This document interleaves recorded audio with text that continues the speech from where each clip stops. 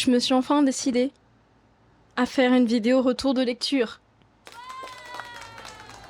Bref, j'espère que vous allez bien. Je vais t'accompagner dans cette vidéo de ce petit carnet dans lequel je note toutes mes revues littéraires et cinématographiques. J'ai pas encore réfléchi à comment ça va être affiché puisque la plupart des livres ce sont des prêts que j'ai fait à la médiathèque. Vous aurez sûrement des visuels sur le côté et puis bien sûr toutes les références en description. Donc on va commencer par Sororité de Caroline Cohen Ring qui est un roman graphique édité aux éditions Glénat. Alors déjà je trouve super cool que ce soit un roman graphique qui parle du sujet de la sororité. À ma connaissance, il n'y en avait pas encore, mais si jamais vous en connaissez, n'hésitez pas à les mettre en description. Dans ce roman graphique, Caroline Cohen Ring propose avec humour une relecture de l'histoire à travers les liens de solidarité entre les femmes. Elle passe des portraits allant de la préhistoire aux luttes féministes modernes. On a par exemple la dame du Cavillon, que les archéologues avaient pris pour un homme, mais qui fut en réalité à la fois un véritable modèle de chasseuse et de mère.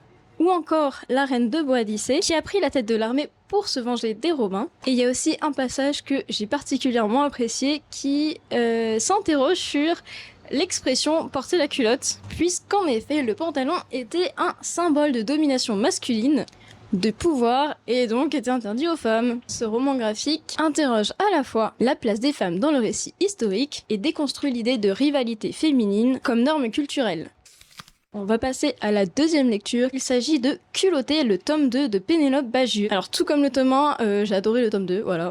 On a ici 15 nouveaux portraits de femmes qui se sont battues pour leurs droits et pourtant qui sont passées sous silence. Pénélope Bagieux donne de la visibilité aux luttes féministes à travers le monde et les époques. Notre troisième lecture, il s'agit de Touiller le miso, et oui on dit pas miso, on dit bien miso, de Florent Chavouet, édité aux éditions Piquet. Alors ce roman graphique, moi ça faisait longtemps qu'il me faisait de l'œil et enfin je l'ai trouvé. Alors c'est plus un carnet de voyage, un journal de bord qu'un roman graphique à proprement parler. C'est un super bel objet livre. La narration elle est principalement menée par des illustrations qui parfois sont presque même photographiques et le récit en tant que mot est illustré par des haïkus. On apprend dans le prologue que Florent Chavouet avait pour objectif en partant au Japon de composer des haïkus. Il donne aussi une perception d'un Japon qui est pas du tout mystifié ou idéalisé. C'est vraiment un Japon du quotidien et il y a même parfois des focus sur certains détails totalement random. Et aussi il y a... On a ensuite un de mes coups de cœur du mois. Il s'agit de Fragments de Bethany Lefebvre, publié aux éditions FR Belles Lettres. C'est un recueil de poésie contemporaine. Plus qu'une sémantique, c'est aussi une graphique qui est super intéressante. De ce que j'ai compris, Bethany Lefebvre ne voulait pas faire une composition classique de poésie et elle serait donc amusée avec la composition, la graphie, les typographies. Mais d'ailleurs, si vous avez des recommandations, n'hésitez pas à me les donner en commentaire, j'en serais ravie. D'ailleurs, elle a un compte Instagram sur lequel elle fait encore des publications de ses poèmes, donc n'hésitez pas à aller voir, je vous le mettrai en description. Notre prochaine lecture, il s'agit de Tout le monde peut être féministe de Bell Hooks, publié aux éditions Divergentes. Alors, que dire? Moi, on me l'a vendu comme étant, un classique du féminisme, comme une excellente introduction au féminisme. Je ne suis pas de cet avis. Alors déjà, le fait que ce soit simplifié va aussi impliquer qu'il y a des généralisations, même parfois certains caricaturages. Déjà parce que l'édition, elle est pas du tout agréable à lire. Faut s'accrocher pour le finir. Et moi je trouve que la façon dont c'est écrit, ça rend pas du tout le texte accessible. Il fait aussi très arriéré. Faut réussir à prendre du recul puisque c'est un texte qui date de 2001, qui a été écrit dans le contexte de lutte féministe américaine. Et ça, c'est seulement évoqué dans le prologue. Donc c'est-à-dire que si tu ne lis pas le prologue, tu passes totalement à côté du contexte. Il y a aussi, alors ça je pense que c'est des erreurs de traduction, enfin des fois ça fait carrément sectaire.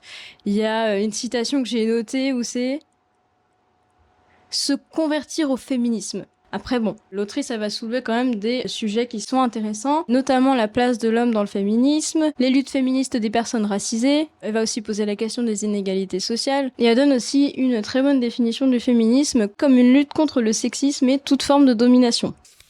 Notre prochaine lecture, il s'agit de La nuit retrouvée de Pénélope Bagieux et Camille Lafon, édité aux éditions Gallimard. J'ai adoré ce roman graphique.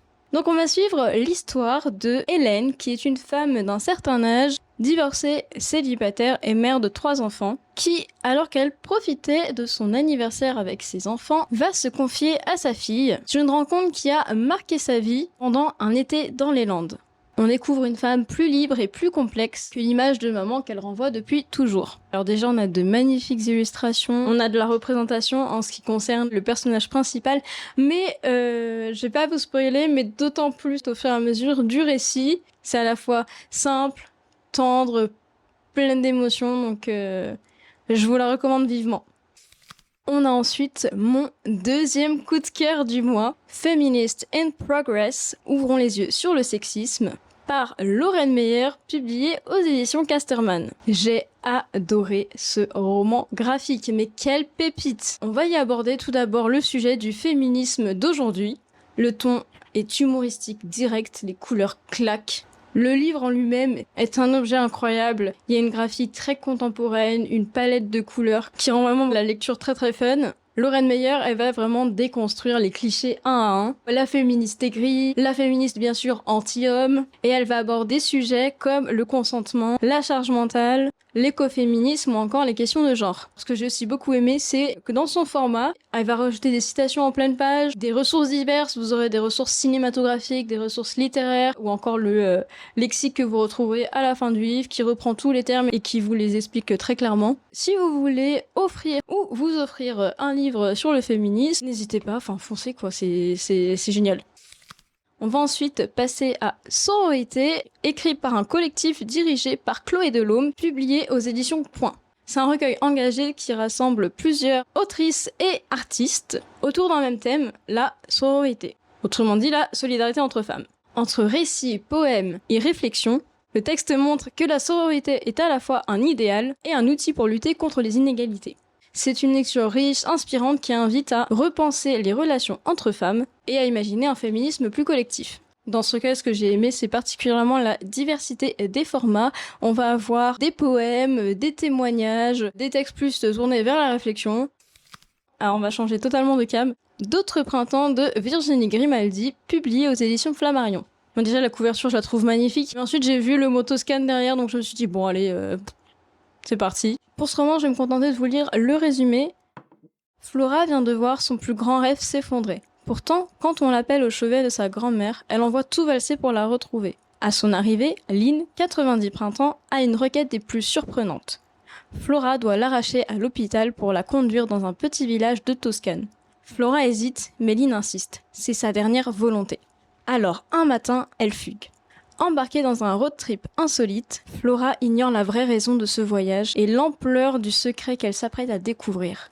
L'une roule vers son passé, l'autre son avenir. Grand-mère et petite-fille ont des choses à se dire. Ça rime. Elle n'imagine rien de ce qui les attend au bout du chemin, là où l'histoire a commencé. Bref, voilà, moi j'ai passé un bon moment avec cette lecture. Le seul petit truc qui m'a déçu, c'est que y avait pas assez de Toscane. Non, on va beaucoup parler de relations familiales, de quête d'identité. J'aime beaucoup les récits de voyage et c'est vrai que j'aurais peut-être un peu plus voulu qu'on parle de la Toscane, de la culture, etc. Voilà, c'est une lecture qui reste très sympa. Nous arrivons à la fin de cette vidéo. J'espère que ça vous aura plu. N'hésitez pas à me faire des recommandations en commentaire, que ce soit vos coups de cœur du mois ou encore des titres qui seraient en relation avec les sujets que j'ai pu aborder. J'espère que ça vous a plu et puis on se dit à la prochaine. Bye bye.